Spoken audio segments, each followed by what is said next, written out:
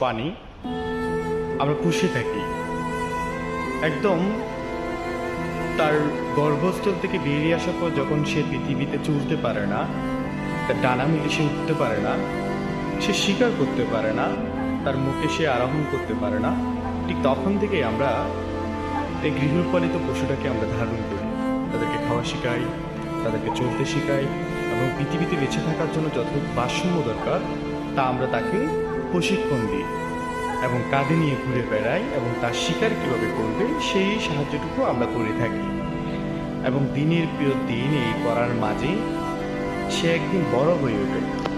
এই বড় হওয়ার মাঝে সে ভুলে যায় তার মালিক, তার কাছের যে মানুষটি তাকে দিনের পর দিন বড় করেছে সে তাকে ভুলে যায় এবং ভুলে যাওয়ার পরিক্রমায় সে আপনার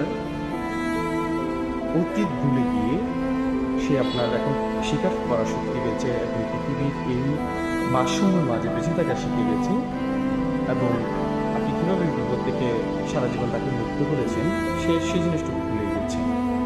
পরিক্রমায় সে আপনাকে আঘাত করা শিখে গেছে, আপনি যে নখ দিয়ে তাওয়া শিখিয়েছেন, থাবা মেরে শিকার করা শিখিয়েছেন, সে সেই জিনিসটা ভুলে গিয়েছে। কিন্তু কিছু করার নেই, এটা হচ্ছে পৃথিবীর বাস্তবমুখী বিপরীত ক্রিয়ার আচরণ। এটা প্রত্যেকটি মানুষের মাঝে হয়। আপনি যতই পশু প্রাণী বা যতই কাছের মানুষ, যতই আপনার রক্তের বন্ধন, আপনি যতই মানুষ করেন না কেন, ঠিক একটা সময় সে আপনার আদেশ এবং কিছু অনুরোধ, আপনার আত্মসম্মান সে ভুলে যাবে। এটা হচ্ছে পৃথিবীর ব্যতিক্রমধর্মী আচরণের মধ্যে একটি বৈষম্যকরণ আচরণ। তাই সকলের প্রয়োজন ভারসাম্য রক্ষার ক্ষেত্রে বলুন, গৃহপালিত পশু